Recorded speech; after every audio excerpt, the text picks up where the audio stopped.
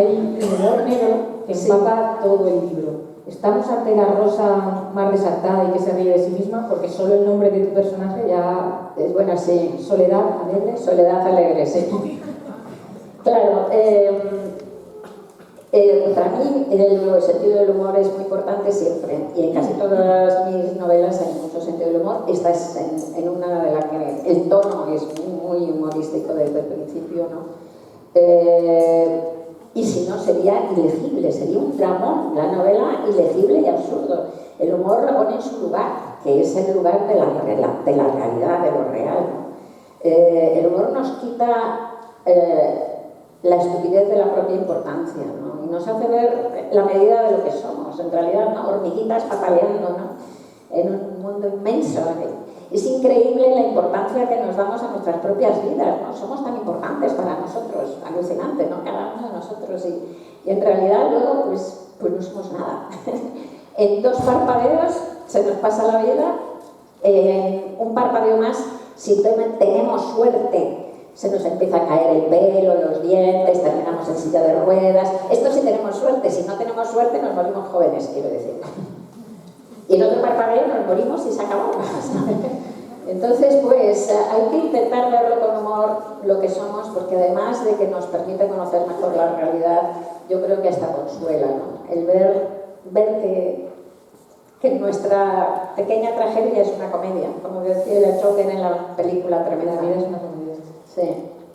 Pues ayuda, en realidad, ¿no? Entonces lo uso muchísimo en toda la literatura, y en esta novela está, porque habla de cosas muy tremendas esta novela habla de cosas, y en realidad no lo dije, pero cosas tremendas como decíamos, el fracaso, la locura, el desamor, el sentirte que no te han querido como querías ser querido, pero habla pues con un sentido del humor compasivo por otro lado, ¿no? Que yo creo que es el que... Hay 2 tradiciones, ¿verdad?, en la literatura española, que es la cervantina, que es el escritor compasivo, y la queveresca, que es el escritor sarcástico, ¿no?, que son 2 grandísimos escritores, y yo me siento más hija de la primera, ¿no?, del escritor compasivo, verdaderamente, ¿no? A mí lo que me hizo escribir el punto primero que me puso en marcha con esta novela es que de repente yo quería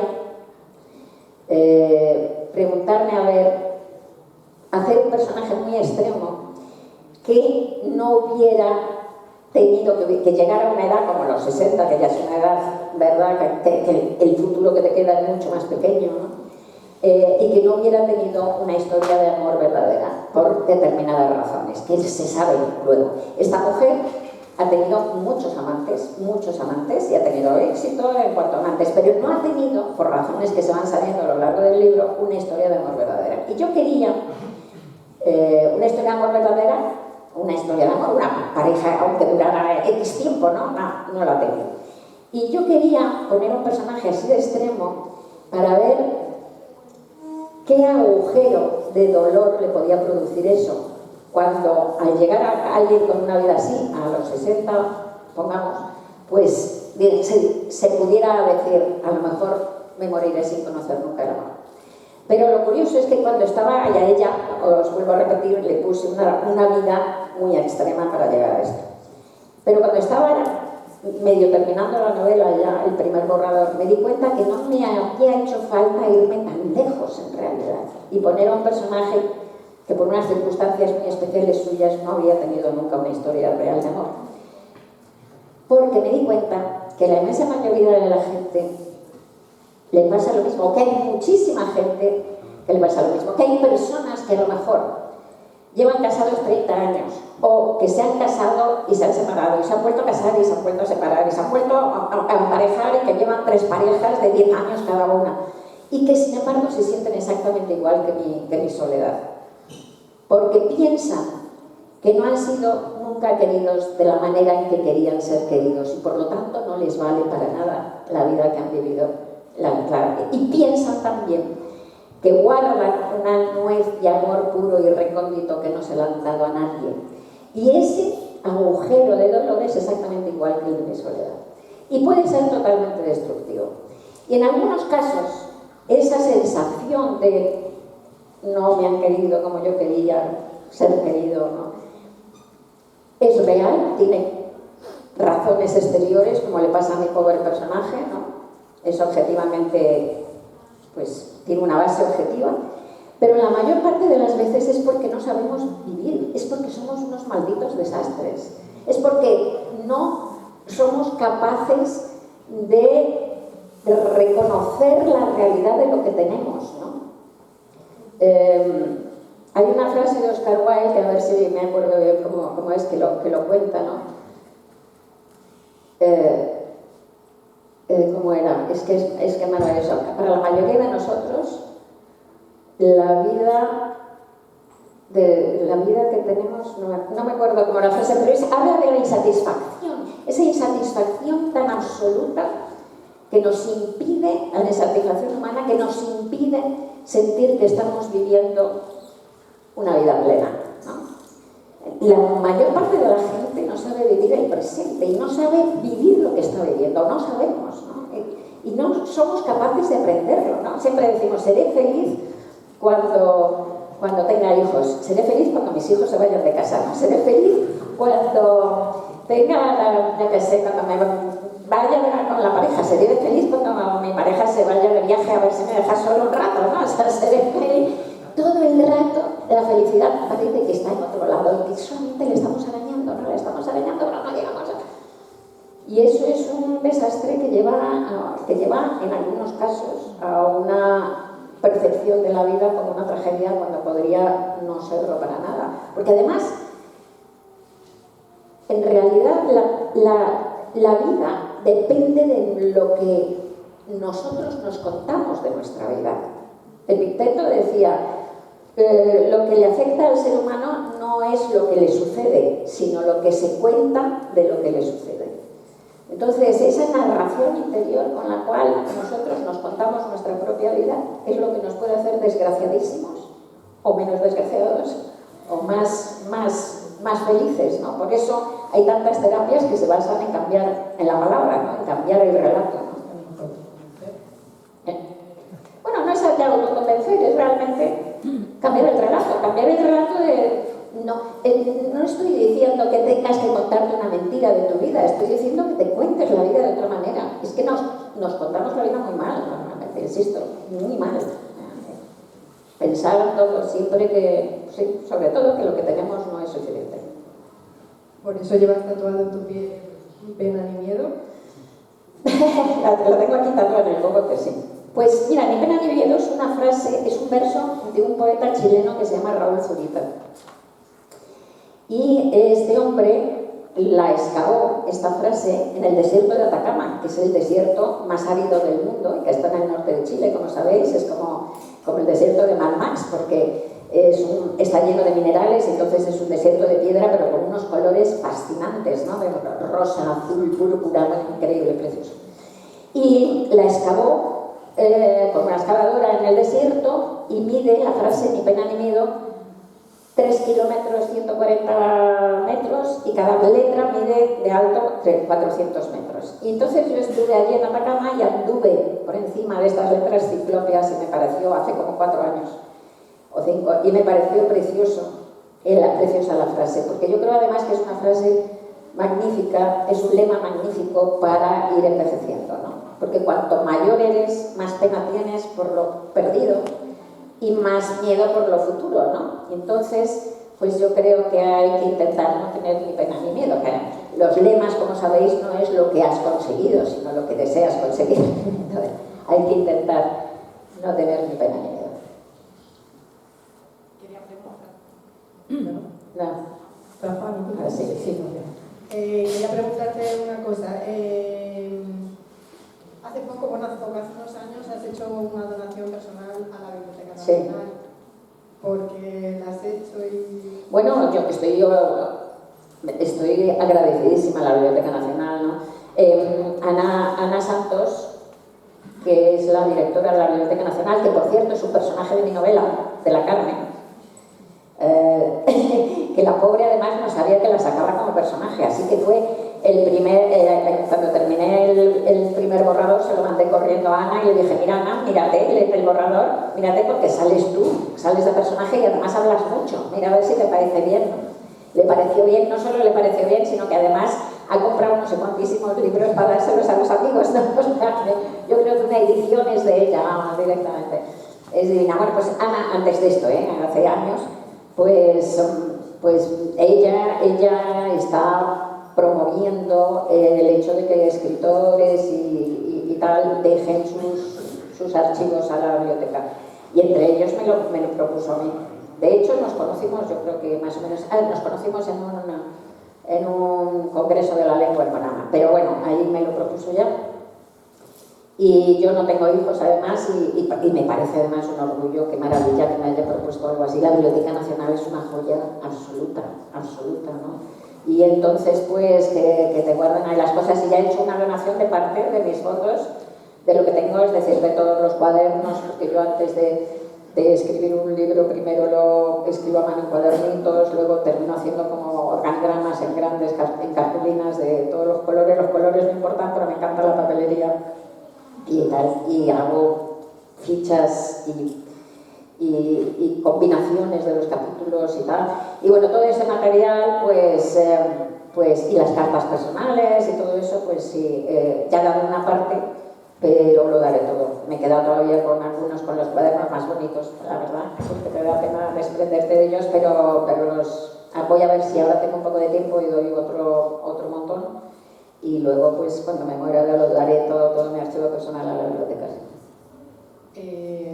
Sale Ana, que es amiga tuya, y en la mayoría de tus libros aparecen amigos tuyos. ¿Es un juego que les quieres proponer a ella? No, bueno, en este caso sale ella con su nombre, con su cargo de directora de la biblioteca, como mi personaje está preparando la exposición de Malditos.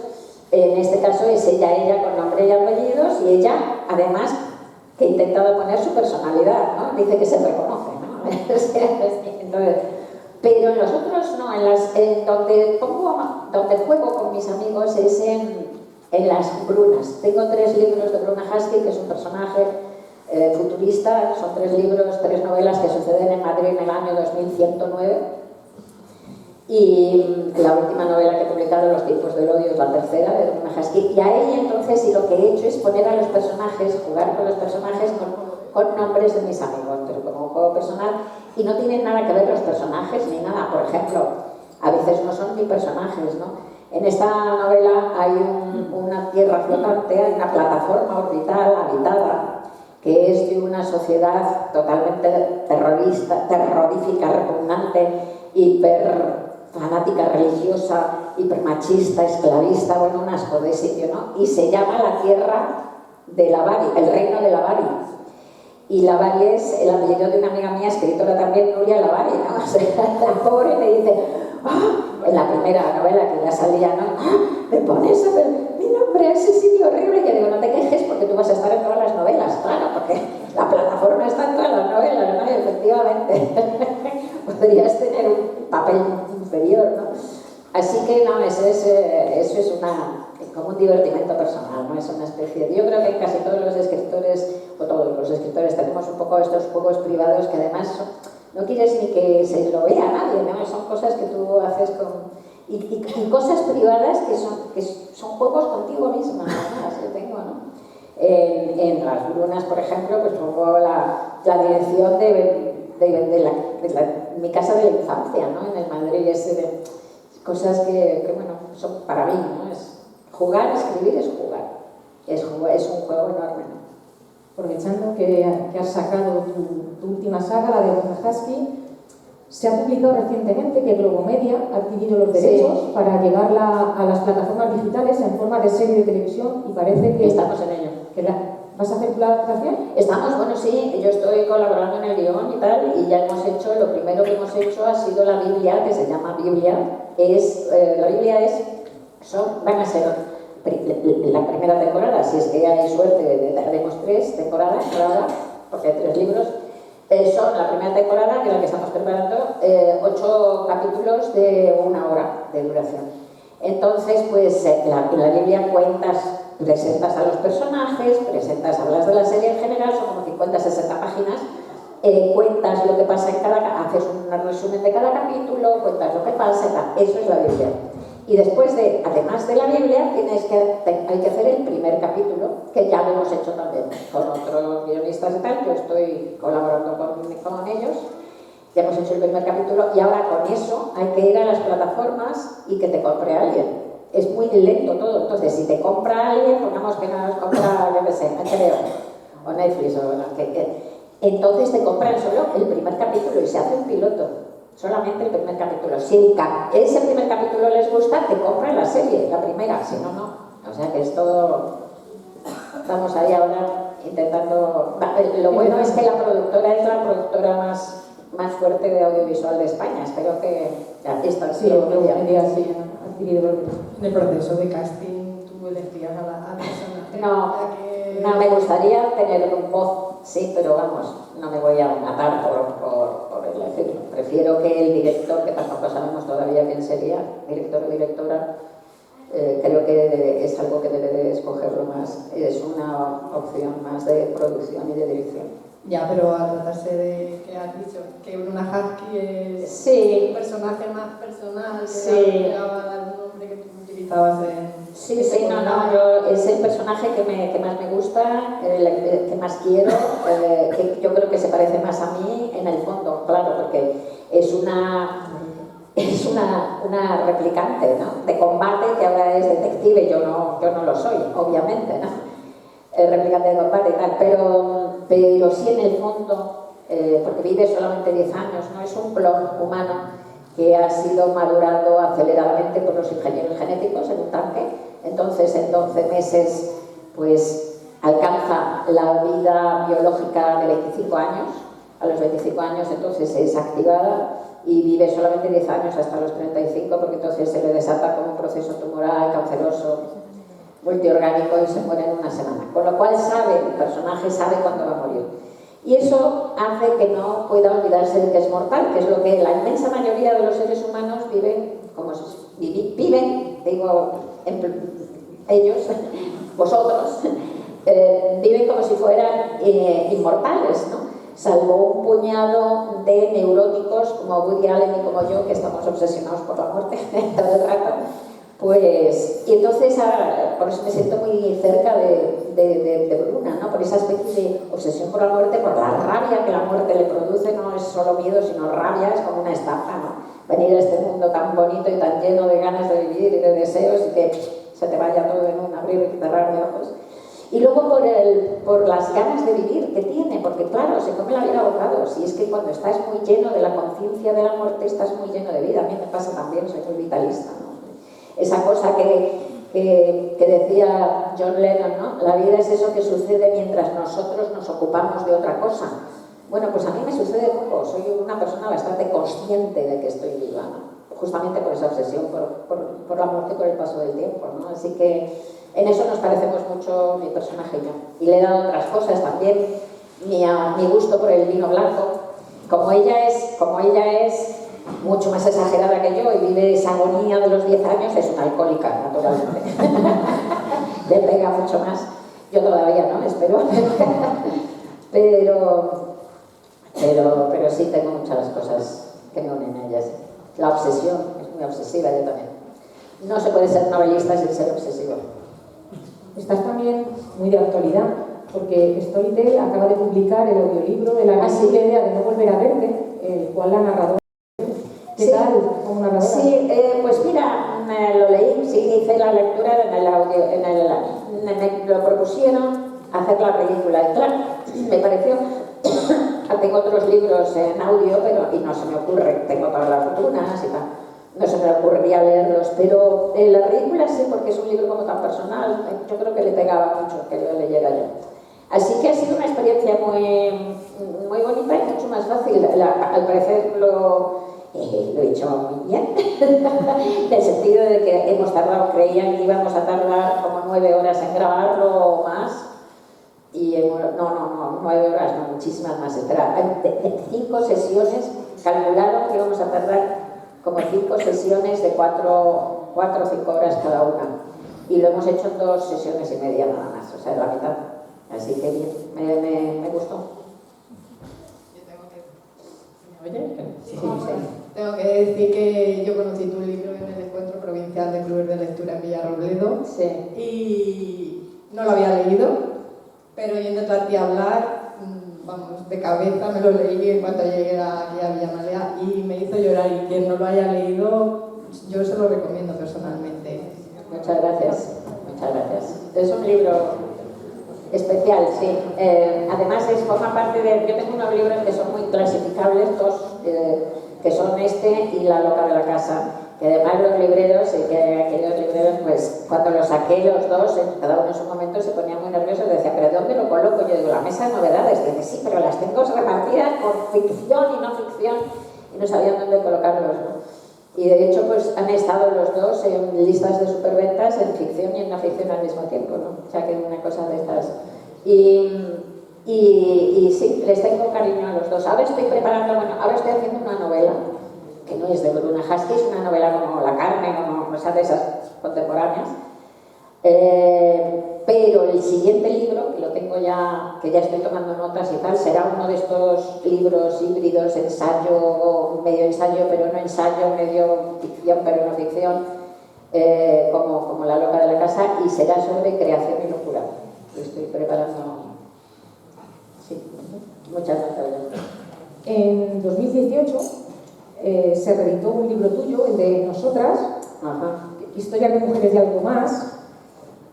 Por la fecha de publicación, porque es 2018, creo que es mayo, tuvo que ver algo el 8M de ese año, porque fue un movimiento fuerte feminista. Hombre, no, y volver a traer esas mujeres. No, porque del 8M y se publicó a principios de mayo no da tiempo. O sea, fue una idea del año anterior, porque además este libro está basado, se llama Nosotras, Historia de mujeres, algo más, efectivamente, porque contiene un libro que hice hace 25 años que se llama Historias de mujeres y que son biografías de mujeres. Ese, exactamente, este libro. Este lo hice hace 25 años, cuando entonces nadie sacaba biografías de mujeres, por cierto, prácticamente nadie, no importaban nada, pero a mí como me gustaban mucho las biografías, como os he dicho, pues, y de repente pensé que las mujeres, había historias de unas mujeres, no es un libro de geografía de santas, también hay malas, malísimas, pero todas son fascinantes, mujeres no conocidas en historias increíbles, ¿no? Y esto fue hace 25 años, cuando de repente, es que es increíble lo que ha sucedido con esto, ¿no? Hace 25 años la gente se pensaba, decíamos, ¿no? Hay que ver, ¿no? Es que las mujeres, las pobres de nosotras, hemos estado tan postergadas, tan atadas, es verdad, no se nos ha dejado estudiar hasta principios del siglo XX. La mujer no ha podido ir a las universidades, salvo excepciones, salvo por la Universidad de Bolonia, salvo excepciones hasta principios del siglo XX en España no ha podido tener carrera universitaria completa, creo que hasta 1916. Imaginaos. Entonces, no han podido estudiar, no han podido trabajar, no se les dejaba trabajar las pobres, por eso nosotras no hemos estado, pues no hay mujeres famosas porque verdaderamente no podíamos hacerlo. Esto es lo que se pensaba hace 25 años. Ya entonces, a mí, que me gustaba mucho, como os digo, leer biografías, ya vi, sobre todo biografías anglosajonas, que son los grandes, los padres de la biografía, vi muchas historias de mujeres alucinantes. Que dije, uy, pero si está en tal tiempo, hizo esto, qué increíble, yo no la conocía y tal, ¿no? Ya os digo, buenas, malas, de todo, pero gente increíble. Entonces ya empecé a hacer esto y dije, no, pues ha habido algunas, lo que pasa es que luego no, la historia no la recoge, pero ha habido excepciones, bastantes excepciones. En estos 25 años que han pasado, lo que se ha demostrado es que no eran excepciones, ni siquiera eran excepciones. Ahora se sabe, hay una investigadora valenciana que se llama Ana López Navajas, que lleva 8 años creando un banco de datos internacional, mundial, de mujeres en la historia, para darlo, sobre todo además para los institutos para la enseñanza, porque hace también 8 años esta mujer hizo una investigación que demostró que en la educación primaria y secundaria española solamente se cita a un 6,1 de mujeres en toda la educación como referencia, solamente. Entonces ella está preparando este banco de datos, es increíble. Y ahora se sabe, ahora hay un verdadero boom de libros de hablando de mujeres. Se sabe que ha habido mujeres en todos los campos, absolutamente en todos, en la política, en la arquitectura, en todos los campos desde siempre, mujeres importantísimas. Ha habido sultanas mandando en el mundo árabe durante siglos, ha ido mandando verdaderamente. O sea, y lo que pasa es que se las ha silenciado, es que la historia las ha borrado y se las ha silenciado. A ver, ¿quién es el primer escritor conocido en la historia de la humanidad? El primer autor literario conocido en la historia de la humanidad. Si preguntamos cuáles son los primeros textos literarios, dicen el Gilgamesh, ¿no? Vale, son anónimos primero. Pero es que además hay una autora, Acaria, que es una princesa acaria, anterior a Gilgamesh, por nombre y apellido, cuyo texto nos ha llegado, que escribió un libro que se llama Exaltación a Inanna. Inanna era una gran diosa de la antigüedad. Es una princesa acaria que escribió ese libro, que ese libro se puede comprar, por cierto, está en los libros académicos, y que, ¿quién la conoce? Se llama Enheduanna. ¿Quién la conoce? Pues es el primer autor de literatura de la historia de la humanidad. No solo eso. De ella son las primeras anotaciones astronómicas conocidas y las primeras anotaciones musicales. O sea, que está en el comienzo de la música, en el comienzo de la literatura y en el comienzo de la astronomía y no la conoce nadie. Que es una vergüenza.